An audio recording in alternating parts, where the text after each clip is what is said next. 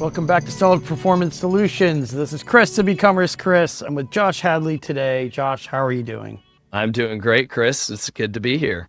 You're a well-traveled man. You've been to Iceland. Well, that was actually a while ago now. You've probably been about 6 other places since Iceland, but your name came up during your time in Iceland because of the particulars of the talk you gave there at the $1 Billion Seller Summit. So I thought I'd start with that before we get into all the mushy stuff around tariffs and brand challenges that everyone's facing right now. But what was the title or the gist of your talk, and why do you think it resonated with people?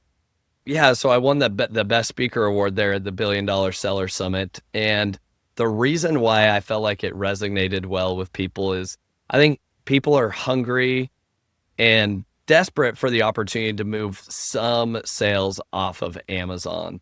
They just don't know how to do it. And so what I kind of laid out was like, hey, here are the simple strategies that we've done in a very basic fashion because it's just myself doing it. I'm no expert, but how we were able to shift from Amazon being 98% of our entire sales. And it Yeah. always has been from 2017 up until last year to where today Amazon is only 70% of our sales. So we were able Wow. to add 2 new sales 30%. channels within the last 9 months. And I basically walked everybody through what we've done and how they could follow a similar playbook to do that. That's good because a lot of people ask you and ask me and other people, how do we diversify when Amazon's our best channel by far? Yep. And that's a good question. One you have apparently already answered. So it's working pretty well the last 9 months. Yeah, it's worked well for us. And I think that here's kind of the premise and the foundation that I'm leaning into this with, Chris, is that Amazon is only going to get harder and harder. We've seen that, right? We all relish in the days and we say, oh, I wish I could take the knowledge I have now and go dominate Amazon again back in 2016, 2017, right? Like Yeah. it would be 10 times easier. However, that's not the reality that we're living in. So what is the reality that we're living in? Here's what I see the reality that we're living in is, okay? Amazon fees are only going to increase year over year. Get used to it. Amazon's never going to pull those things back. FBA placement fees, they're not going away. The supply chain complexity, needing to have AWD as a new step into this process, not having enough inventory capacity. Welcome to the new world. Yeah. That is the new world of selling on Amazon. So here's my prediction, Chris. Over the next 5 years, I think the people that are winning on Amazon are winning because they have been able to generate demand for their products off of Amazon. Most of the Amazon sellers today have basically been mooching off of Amazon and their traffic up until this point. And that's the only thing they're good at. They are really good at saying, Amazon's got X number of people searching for this type of keyword every single month. How do I, quote unquote, steal some of that traffic for myself? And so that sell or that traffic goes to me. That's how I make my money. But I think that here's the reality. There's only going to be more overseas competition that comes in. Oh, yeah. And so that's only going to increase. We already see Chinese making up 60% of sellers now. Guess what? In the next 5 years, let's see that number get closer to 80%. I don't think that's a far reality check for most people. So if that's where things are going, how do you stay relevant? I believe the brands that are still relevant from 5 years from now are the people that aren't mooching off of Amazon's traffic, but instead they're generating demand for their products off of Amazon. And Amazon just happens to be a place where people have trust. They like the quick turnaround time, the quick delivery times that they can get their products. But Amazon's not the end all be all for the businesses that are succeeding on Amazon 5 years from now. Yeah. I think sellers got a little bit complacent. Like I think of product review, solicitation. People became hooked on these practices that disappeared overnight for a variety of reasons that we don't need to go into now, but you couldn't just easy lay up positive reviews or expect on, getting those. So all these workarounds and like people weren't thinking in terms of investing in TikTok influencers. Instead, they were trying to put inserts in packages, stuff like that. And it's like the bill comes due eventually if you're using these old tactics that are kind of fading out slowly and you get used to using bad habits, then you kind of just stay in that rut, I think. And you don't stay as agile or nimble in terms of how you respond to current trends or current challenges. So, which is kind of a different way of spinning what you just said in terms of, I mean, Amazon being hooked on your sales rank, trying to get a certain number of reviews, trying to outspend your competition on ad. And then, like you said, all the fees, they keep saying we're not raising fees in 2025. They raised other cost centers or created other policy changes and problems that resulted in expenses, right? But they didn't officially raise fees per se. But next year, 2026, which is only 6-7 months away, they haven't said anything about not raising fees next year. Yeah, you best believe it. So, They'll be raising their fees again next year. And Chris, it really comes back to, in my opinion, that look, if you're just trying to like steal Amazon's traffic and you just have another Me Too product, like, man, like you don't have a very bright future. But who does? So for the listeners, let's open the curtain and say, hey, who does have a bright future on Amazon? And this is just tried and true marketing 101, brand 101. People always said, hey, make sure you build a real brand on Amazon. And then people would get caught up with, oh, well, it's the way my main images look and it's the product packaging. Optimization. That's not the brand. Yes, okay, the product experience and the brand packaging and your A+ image and content. Okay, yes, it adds to the overall brand story. But guess what I think brand actually means to people? Brand means this. Can you get people excited about your product somewhere else off of Amazon? You want people talking about your product. Your product is so good that when people get it, they want to go share it with other people. Your product is so good that creators rave about it. Your product is so good that people, other people, creators, influencers, they're making money off of your product, right? And so you have to question yourself. Look, if I'm selling another tumbler here, what's my unique differentiation? Because if you're having a challenge having creators or influencers be excited to talk about your product, I think you're fighting a massive uphill battle. Oh, yeah. Over the next 5 years on Amazon. I think, and then you add tariffs to this, which we don't have to spend the rest of this podcast on tariffs, but tariffs favor the strong versus the weak or the large versus the small brands simply because the larger brands that have the resources to absorb the hit or survive the storm, they have more resources to hang around longer. And then if some of their smaller competitors drop off, the larger brands are going to share, dividing up that market share or eat all that market share themselves, which means maybe we're trending towards a future marketplace where it's just a bunch of larger brands and prices will be what those brands say they want to charge for those items. So there is some favoritism built into that. And I don't think Amazon minds, or maybe it doesn't matter to them if some of these smaller brands don't survive this whole process. I mean, they can always blame tariffs too. Now they've got a convenient excuse, so Amazon doesn't have to absorb the whole blame.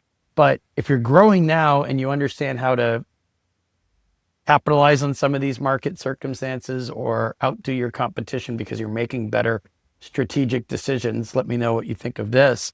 I mean, don't you think you're just going to eat market share up down the road because some of your competition is going to fall behind? Yeah, 100%. I think the message I would give to anybody is you have got to start working on generating demand for your products off of Amazon today. Like And TikTok. it could be TikTok. It could be on Instagram. It could be on Facebook. TikTok's one, right? And so you also have to ask yourself the question, like, is my product TikTokable, right? Mm-hmm.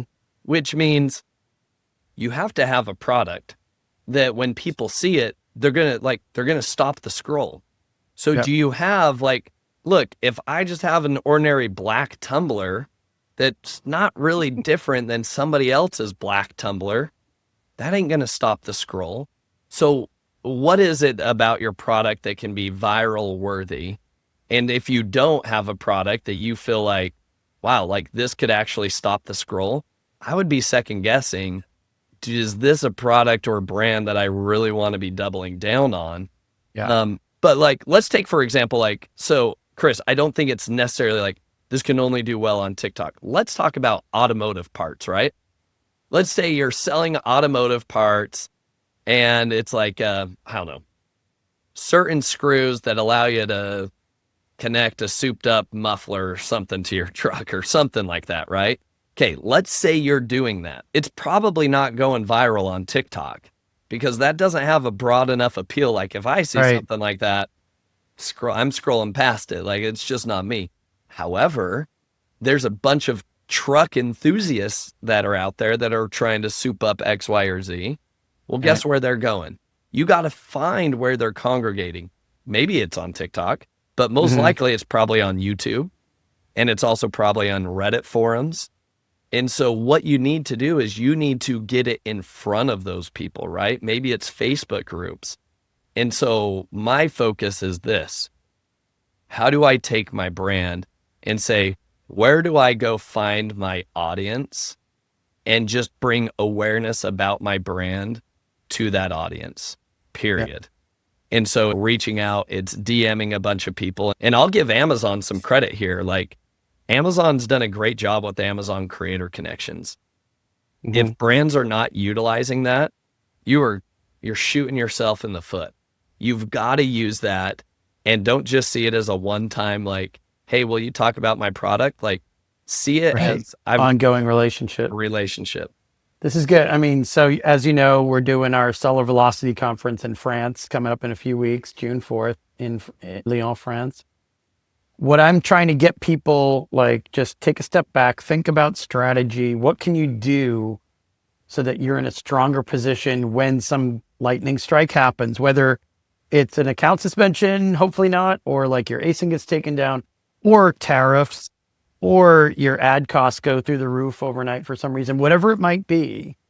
How are you hedging your bets and staying strong kind of in terms of product awareness across the board, which is what you're saying, really, so that you're not so fragile on Amazon? Because what's the number one thing I hear of in our world? Well, we were doing great on Amazon until they randomly shut us down for a month and their revenue was all Amazon. So it put a huge dent in their earnings. And it's like way back when every brand was trying to grow a certain percentage every year because they were looking at exiting, right? People Yeah. don't talk about it as much now.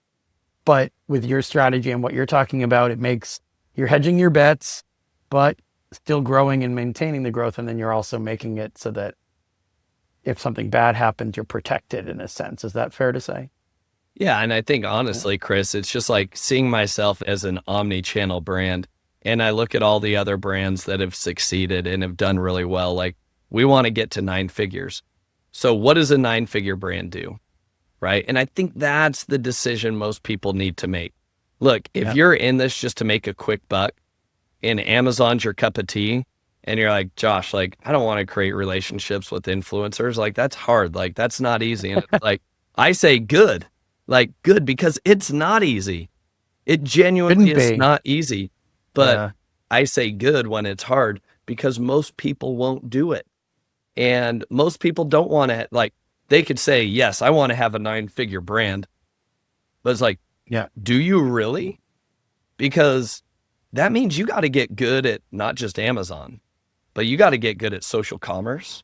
You got to get good Yeah. at D2C on Shopify. You've got to get good at retail distribution, licensing. Like those are all the things that 9-figure brands are able to do. And if you're not Mhm. willing to pay the tuition that it costs to be able to add those as resources and skill sets to your team, then you'll never get there. And I just find way too often, Chris, in the Amazon seller community, people with limited mindsets of, I thought this was meant to be like me just bankrolling a bunch of money real quick. And then I can just sit at the beach and hang out. And Amazon is far from passive income. I think all of us have come to realize. Yeah. I mean, there seems to be finally some collective agreement around like 2016 to 2019 was the passive income window, where I still wouldn't have called it passive income, but it would have been like a little bit more of an easy layup approach. Now it feels like just nose to the grindstone all the time. And I liked how you said DMs to influencers and cultivating those relationships, but doing it smartly, not just like a bunch of chat GPT messages that those influencers are drowning in anyway, Yeah. that they're not going to read, that they're not going to care about because they're just going to toss you in the pile. Put some time, care, and attention into it. Yeah. And I just thought of that because I see people doing it. That sounds crazy, but I see people doing chat GPT type emails to like Amazonians when they're appealing for things, and they don't think before they do it in terms of this is going to turn off the person, that they're not getting something that, first of all, it doesn't sound like it's meant for them. Yeah. It sounds like it's meant for the world. And it's like, okay, this is an escalation email, and I won't go too far down the rabbit hole of what they were escalating or why. Bottom line is they're trying to get a listing reinstated, and they were using like AI or chat GPT to do it. It's kind of the same off-putting thing that you might think, or that I might think, if we get emails from people that are obviously rewritten by chat GPT. It's like, why would I spend time on this? So same approach with influencers. I mean, if you're trying to attract somebody and initiate a relationship, maybe don't blanket them all with the same exact message. Yeah. No, 100%. Yeah. So Chris, here's one of the things, here's a really unique tool that we've actually been able to implement that I had the same methodology that you had. We had somebody that was originally reaching out and messaging people on TikTok full time to get our products into their hands and just raise awareness about the brand. Say, hey, are you interested in talking about any of these products? We were able to replace that full-time person with a software tool. It's called Yuka, and it's basically an AI tool, but it's tied in with TikTok.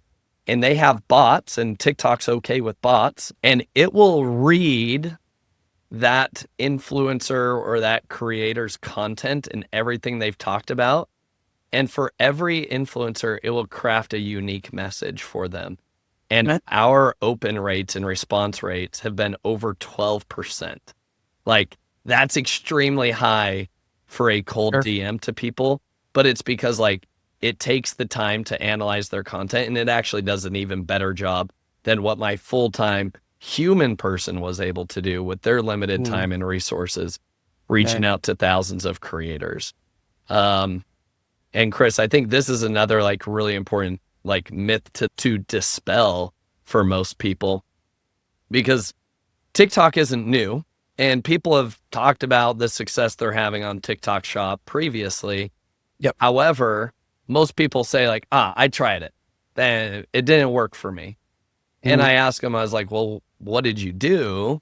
And how did you go about it? Right. And they're like, well, I sent out some samples to creators, and the videos they created were garbage. And then just like, I generated like 2 sales. And I then will follow up and I ask them like, well, how many samples are we talking about? Some people as low as like 10, some 50, maybe on the high end.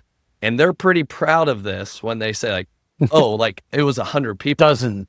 Yeah. Well, even 100, like that's on the high end. And they're very proud that they gave away 100 samples to these creators.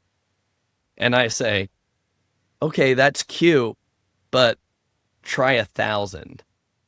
Because that's what we're doing on a monthly basis. And so if you're not doing that volume, like, then don't be surprised that it's not working. And the best analogy is this, like, look, when Mr. Beast releases a video, guess how many different types of creative and thumbnails he is testing in intros. He's not just testing like, oh, here's 3 A/B tests for my thumbnail. He's doing hundreds of thumbnails to test, because he knows on YouTube, the number one thing is like people only click on it if it looks appealing, right? And the gist of it is this, like the scale at what people post on content. Most people, even creators, will think like, oh, I'm proud of myself if I post a couple times a day on social media. And it's like, Mhm. yeah, but the people that have built millions of followings are posting 10, 20 times a day, right? And so like it's the scale and the volume thing that I think people get caught up in. They want to reel in this big whale after only having cast the line out one time, and they're like, Yeah. "Oh, surely I'm going to catch the big whale in my first cast." And it's like, Yeah. no. Yeah. Well, I wish you could join us in France in a few weeks, but you've been traveling so much, you probably need to go home to Texas to rest.